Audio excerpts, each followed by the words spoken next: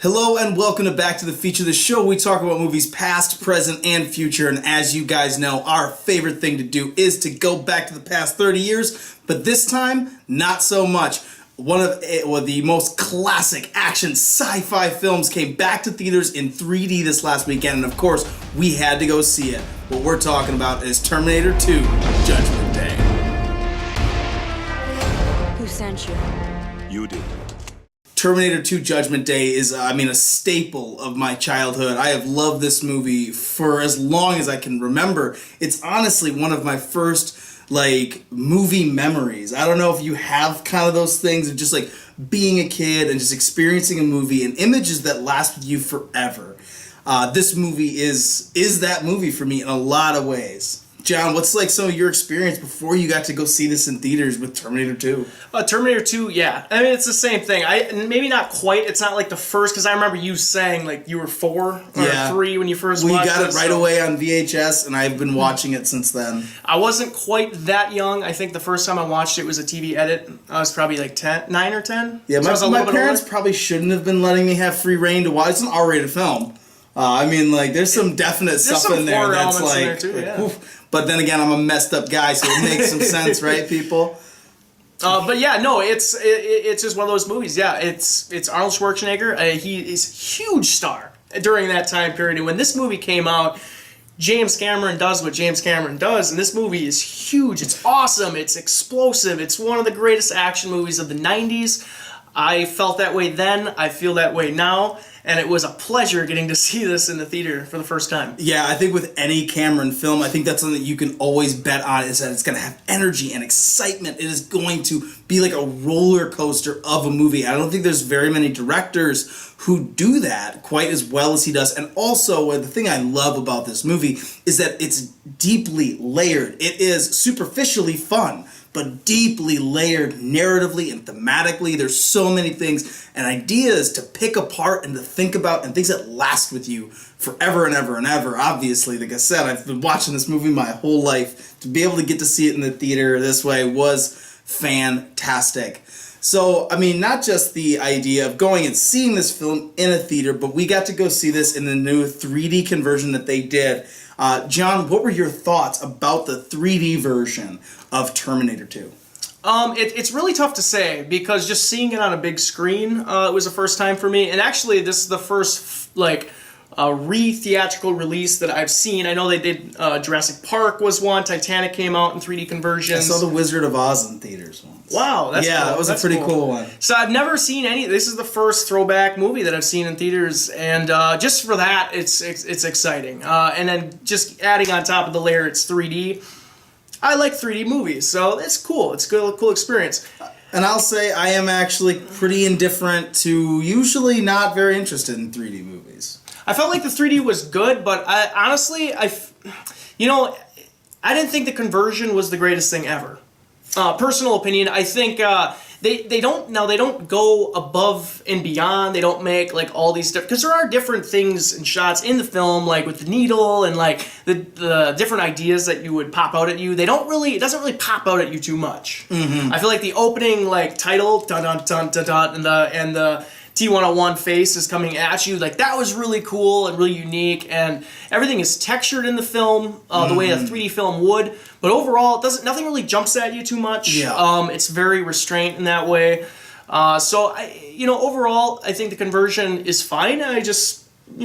I'm glad it wasn't an obnoxious 3D film. As I said earlier, I'm not a big fan of 3D. I love when it's the texturing and the depth, and this movie really stuck to that, this conversion.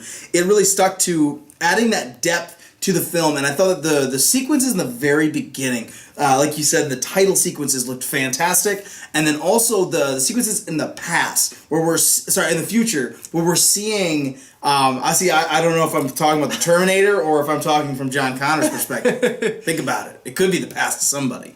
Anyway, when we're looking at the future of 2029 and watching the war between the machines and the humans, that is, I thought, where the 3D shined. To be able to see those rolling hills of skulls, the magnitude of it, it really gave some depth and weight to this war and made it seem in a way that I'd never seen it before. It was more horrific, I think, in a way, or just more impactful. A little more immersive. Yeah, definitely more immersive.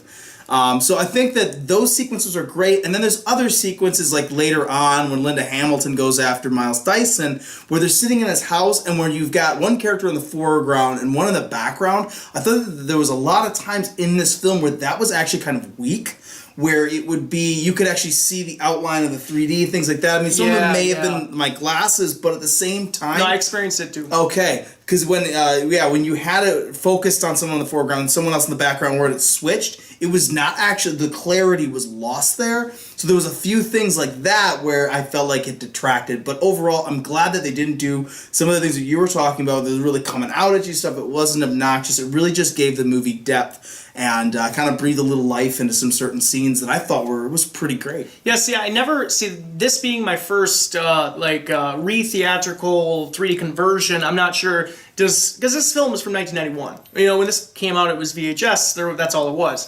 So, I mean, how hard is it to get the conversion, I guess? That might be the question, because there is some of that comes out of focus a little bit when the focus changes in the depth of the composition of the shot. So, you know, I don't know if that was just weak in this film or if that's just what happens. Like, if that's just some of the information lost over the time. Well, I think, though, you got to remember that Cameron wasn't filming it intending it to be a 3D film, so maybe in the conversion there was something lost that if you were actually going to convert it nowadays, they're able to capture it in ways or try to shoot it in ways where these problems don't come up. IMAX cameras? or something of that ilk, or what he used on Avatar. I think that if he had a chance to go back, he probably would film it. Something close to that. I thought this movie really was fairly close to what that 3D in Avatar was that I liked so much. So here at Back to the Feature, our favorite thing is to go back 30 years. So obviously, we're actually going to save reviewing Terminator 2 too much in depth. So we're not going to give you guys a grade today on Terminator 2. We're really just trying to tell you, go check out this 3D conversion. John, what's kind of your last little summary for everybody about seeing Terminator 2 in the theaters and in 3D? If you're a Terminator fan, go and watch this in the theater. Some of you probably have seen this in theaters already back when you got, back in 1991. I was 1 year old. I was not able to see it in theaters, so this was a gift to me. And it was fantastic. It was so much fun getting to go see Terminator 2 on the big screen with some friends. Just go and do it. I don't know how long it's going to be in theaters, so go today. The only thing that could have made this better for it being, bringing something back from 1991 that I missed is if I went to a Pantera concert right after this got done playing. This is one of my favorite movies of all time. I mean, like I said, I've been watching this movie for over 2 decades of just loving the hell out of this movie. Seeing this on the big screen, as John said, it's a treat. It's definitely something that if you guys haven't gotten to see this before on the big screen, or if you haven't seen it in a long time, go out to the theater and watch it. This is definitely probably one of the best movies, if not the best movie in the theater right now. So go and check this one out. The 3D brings a pretty actual interesting element to it. I really love the fact that it was textured throughout the movie. Sometimes it doesn't 100% work, but for a movie that was never meant to be 3D, this looked really great in some areas, and just an awesome experience to see it on the big screen finally. So guys, that has been our short review today of Terminator 2 Judgment Day in 3D. I hope you guys go out to the theater and check it out. You can find us on Twitter at Back2Feature, and you can find us on our Facebook at /Back2Feature. I've been Giovanni Carlo. And I'm John Vandaloo. Come with us if you want to live. It's exciting just to get people into the movie theater on a film that was created before most of them were born, and it'll look better than it looked in 70mm back then.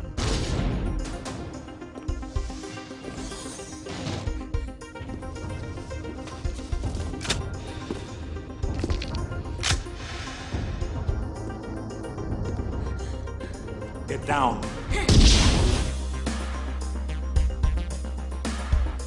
There's a danger that you sort of go down a whirlpool of nostalgia, and that's really not what we were doing, here. I mean, I think the idea was we take something that's still, I think, fondly remembered and still enjoyed by people that never got an opportunity to see it in theaters. So when it was proposed that we do this, I thought, wow, I can put this movie back in theaters, and it'll look better than it looked in 70 millimeter back then with what we can do. Because we started with a 4K transfer, and then we cleaned it up and denoised and sharpened it, and we got the colors perfect. I even brought the DP back, Adam Greenberg. He's 80 years old.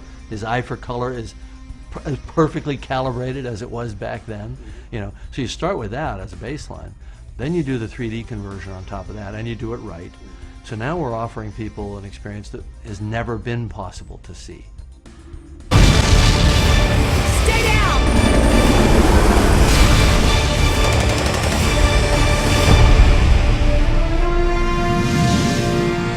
I'll be back.